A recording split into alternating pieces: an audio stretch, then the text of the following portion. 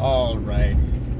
Ladies and gentlemen, boys and girls, children of all ages, fellow Pandemonium travelers, this is Seattle Pandemonium Shutdown Day 236 by my count, I think. I think yesterday was 235. Today is 236. And, oh no, you're cooking. And, I don't know, man. What are we 5 or 6 days out now from the election? Everything is just insane. What can you do about it? Like,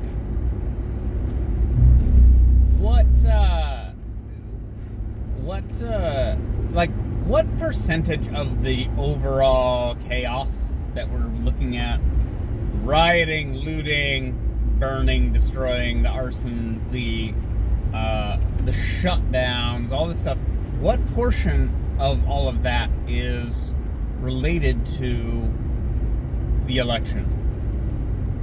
And then how much is related to actual cultural strife, right? Because that's really what the issue is, right? Is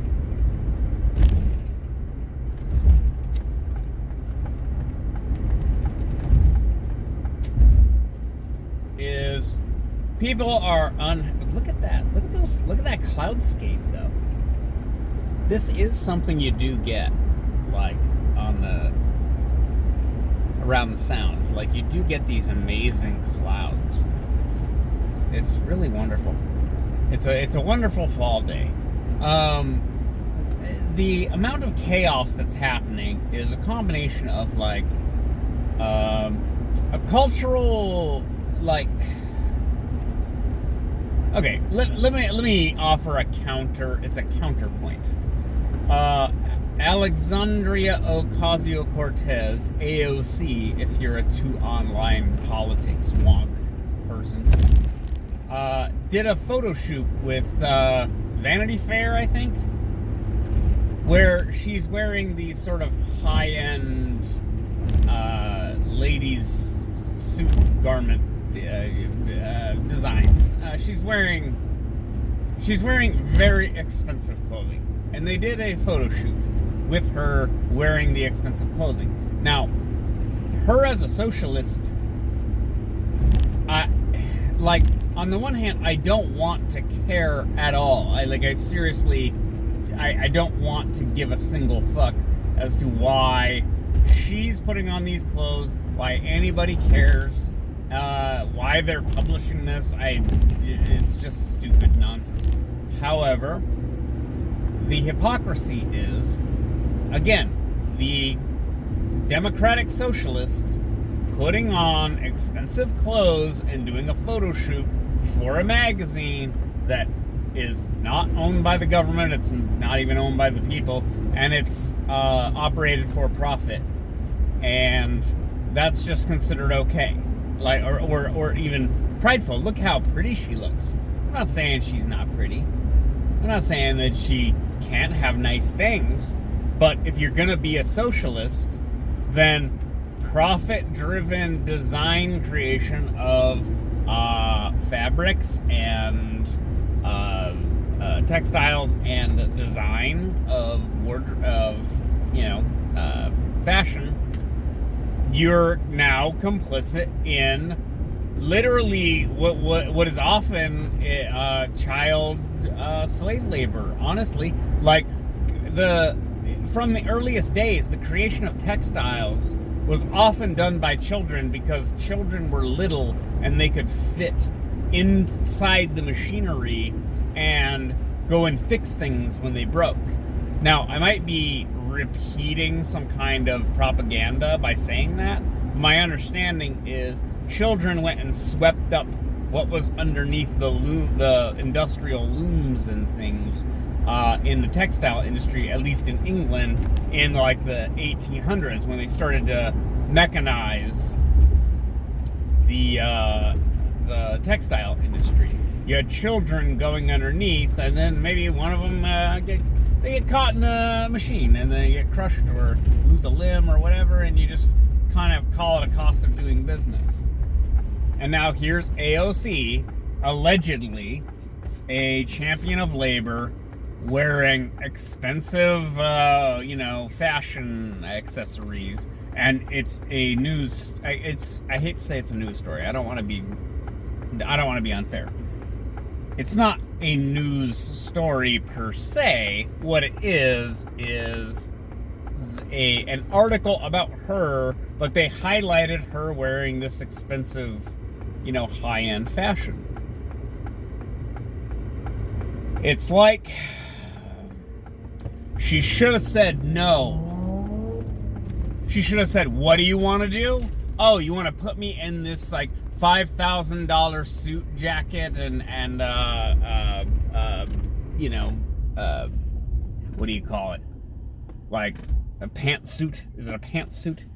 Oh, you want to put me in this expensive shit? Fuck you. I won't do it. That is disgusting. That pantsuit isn't worth $5,000 when Americans drive around in cars that they live in houses where their rent is, $1,500 a month, or apartments.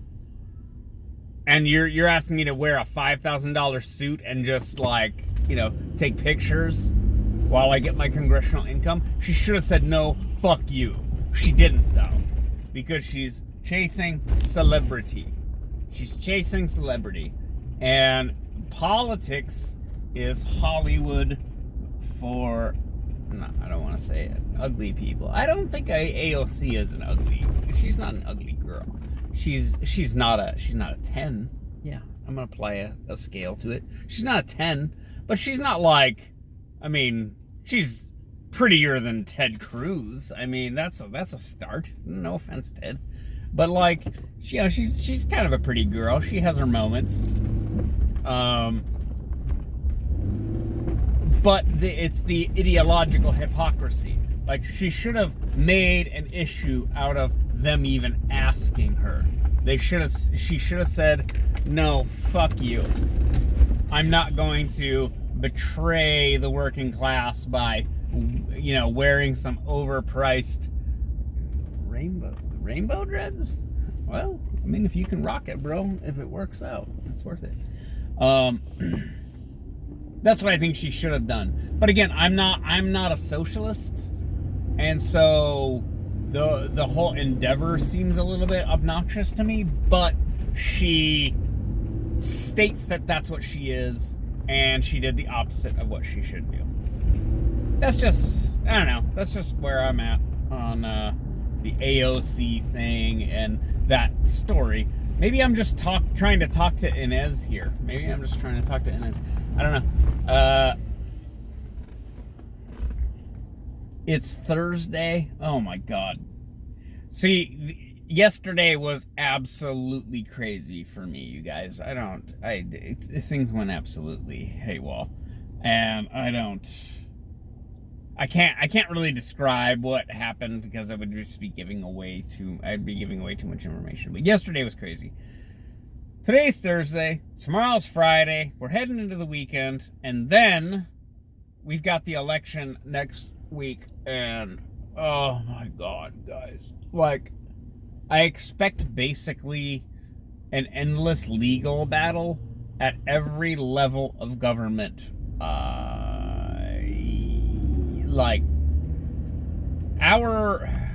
God. Hey, I don't blame you, man. You went through an orange. It's fine. We've got a choice here in Seattle, in Washington, about our governor, and I'm not wild about Culp. Is it Lauren Culp? I'm not wild about him because it's his policies seem squishy. They're just sort of I don't want to say milquetoast, but it's we need to do better things. And you're yeah, I too would like things to be better. But at the same time, Inslee has fallen under my eye. I seriously, again, it's like Mayor Durkin, it's like Inslee, it's like Hillary Clinton. Kamala Harris is also kind of in this group. Just people I seriously don't like. Like, it's odd. Like, I have this visceral negative feeling. Like, it's an actual feeling of just like, God, I hate you. And I'll point out one thing that makes me hate Inslee, okay? Wow, look at that skyscraper, though. They keep getting work done. Oh, my goodness. I need to do a mashup of just the work the skyscrapers are getting done on. Inslee, back when the Chaz started, which was kind of like treason to create a new country within our country, like, the Confederate States of America tried to do.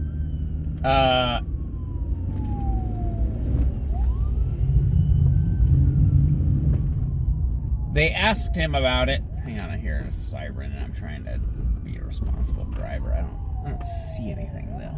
Where are you? Okay, you are behind me. Okay. Go. There you go. Pitter patter, bud.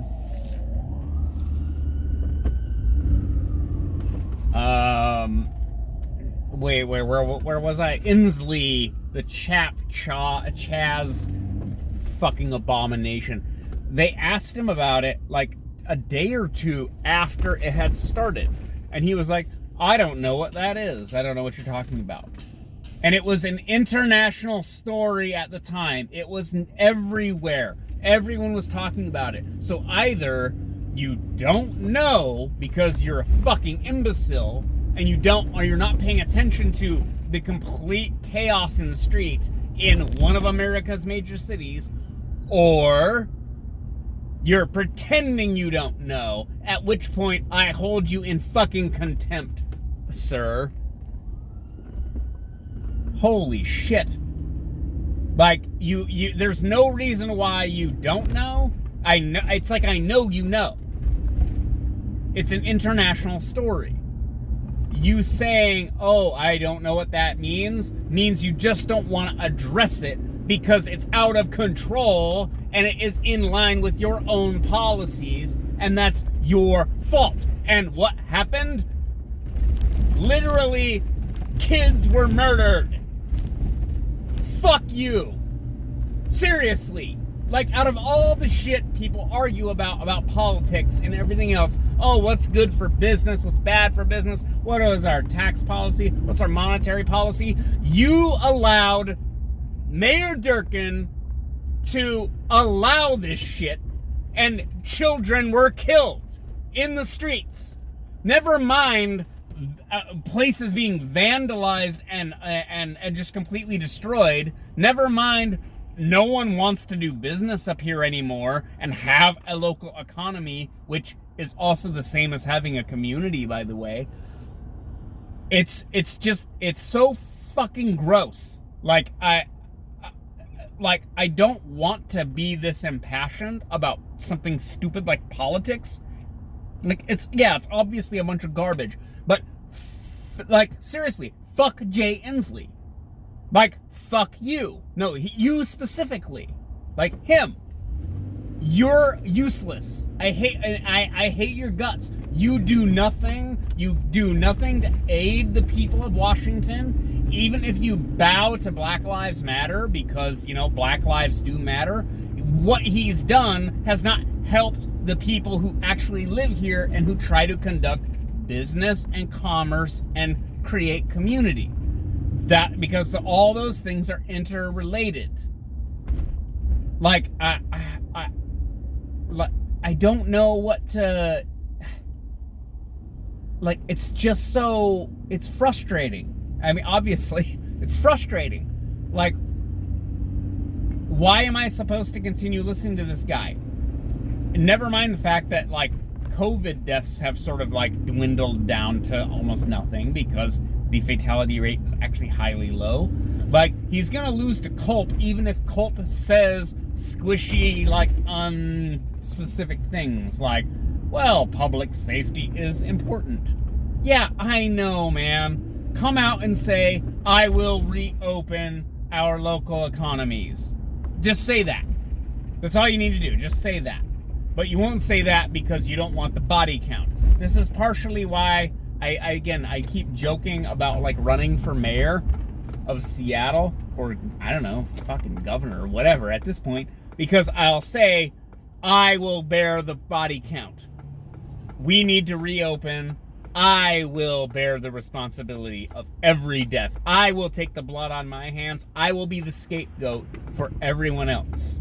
You can say, it's a terrible idea, let's not do it, and people will die. I'll be like, no, yep, I'm overriding you. I will take the blood on my hands because it's not really gonna be that much blood. That's my hedge. That's my bet. If that makes me a monster, that makes me a monster. I don't care anymore. But we can never have one more death from COVID is not it's not an applicable strategy. Like, we can't actually do that. Like, that's not real life. All right. I yelled about local politics or regional politics, and it's Thursday. Holy fuck. I'll talk to you guys later. Bye.